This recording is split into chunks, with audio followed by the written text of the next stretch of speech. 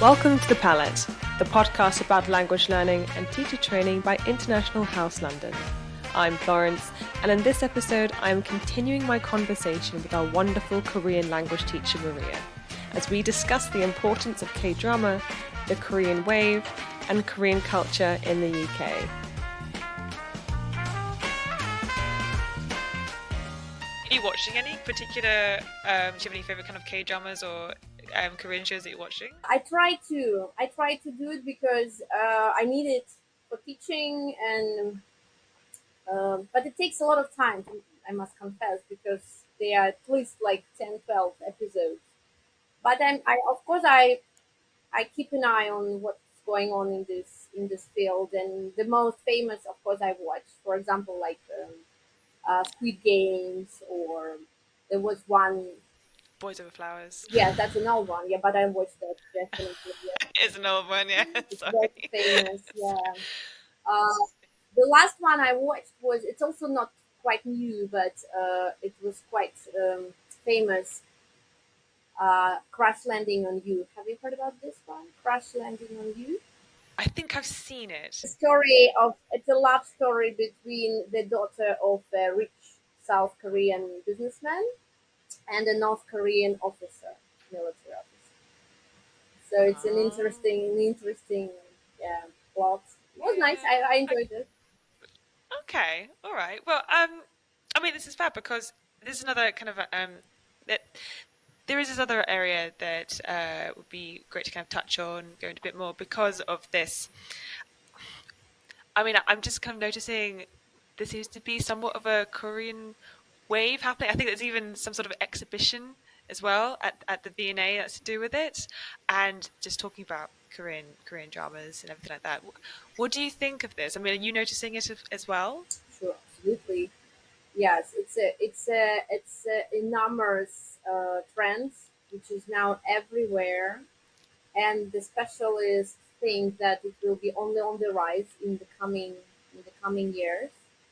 Um, Korean Wave, and the name of the exhibition is actually Hallyu Korean Wave, and Hallyu is literally Korean Wave. It started, Okay. yes, it started back in the end of 90s. And at that time, it was not that big. It was mostly for Asia. The funny fact about Korean Wave, that the word Korean Wave was coined by Chinese journalists. So they made it because some Korean singers, music bands, songs started to become popular in China, and they said, "Oh, that's kind of a wave, a Korean wave." But then slowly it became also dramas and movies. But the important year in the history of Korean wave was 2012. Do you know why 2012? Any guesses? Because there was a song, very famous song, which now, Oh, yes. which one? Yes. Was it Gangnam Style or something Gangnam like that? Style, Was that the one? exactly. Yes, it was a Gangnam Style Yeah. song by Psy. The name of the singer is Psy, Mhm. and like the world got crazy about this song. There was an interesting fact about the song, that it broke the YouTube thing that calculate the number of views. It was Broke YouTube. so, yes, so much viewed, that at some point it just stopped calculating this number. And that was the beginning of the real wave. And since then, it was not only songs and movies and dramas, but it became much wider, like Korean food, Korean cosmetics, and more broader K fashion, K beauty, like how Koreans think you should look like to become beauty, to be beautiful, to be regarded beautiful. It's not only some things you put on your face, but also the surgery, the plastic surgery, the way you behave, like how you perform yourself. Um, Also, it's a computer gaming, and Korean literature and many other things. So it's really literally a wave that is like covering us. I know it doesn't really seem to be stopping either. I mean, I feel like they are acquiring more and more Korean media on Netflix, on streaming services. It That's does. true. It's not really stopping. Obviously, K-pop. K-pop is huge. Yeah. Um, I mean, would you say it's becoming very obvious in the UK? I don't know if it was at first a little bit kind of a slow burn situation, or do you think it's just kind of in full bloom now? I have been to this exhibition several times, and I knew many things that were shown there, but something was new for me.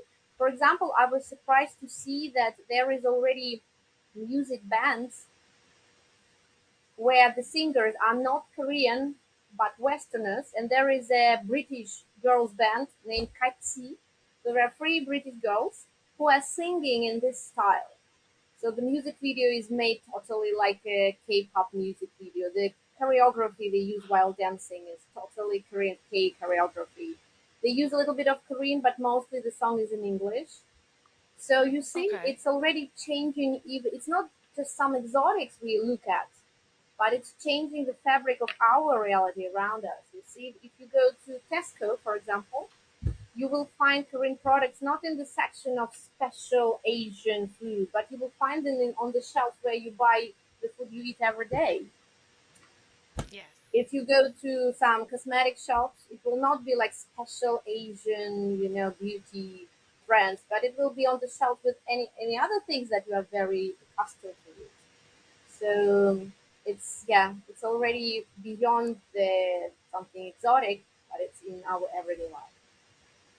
Yeah, I mean, basing it just on those commercial examples alone, on trade examples alone, you can see how integrated it It is, is already essentially. very integrated. Uh, yeah, with the ingredients just there with everything else, with your ketchup, with your mayonnaise, that kind of thing. Absolutely, yeah. I mean, I love Korean food, Me so too. completely on board with this. Um, what do you think of the Korean food offerings in London? There are quite a few, I think, at this point, but Yes, it's more and more.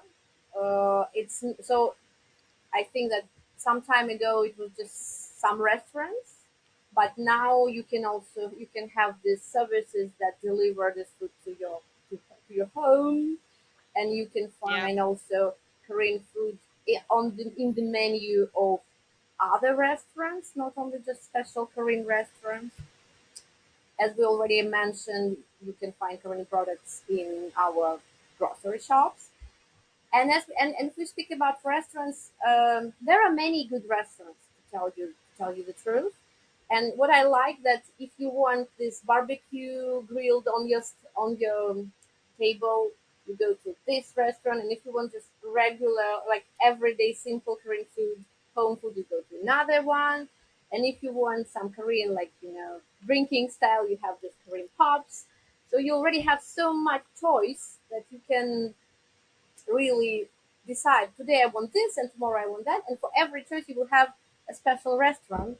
But New Malden is the place where you can find everything because this place in London historically used to be the kind of Korean town long before the first Korean embassy was situated there. Now it's not there anymore, but it's kind of a tradition like Koreans started to settle there. I may be mistaken, but I guess since maybe 70s.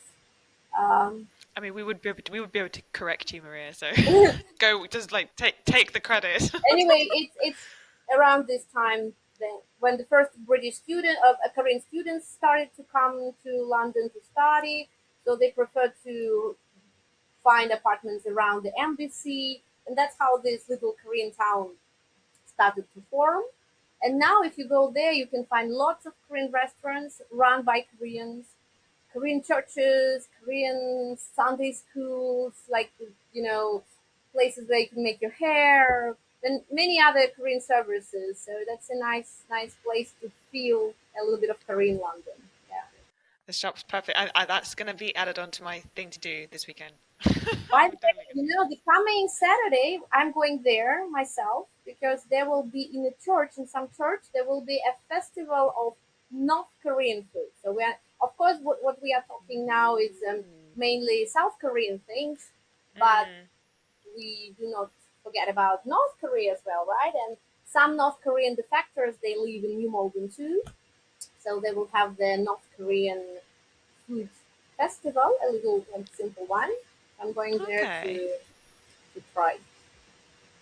Thank you again so much, Maria, for kind of obviously leaving us with the with this quite a few recommendations actually. Thank you. Thank you.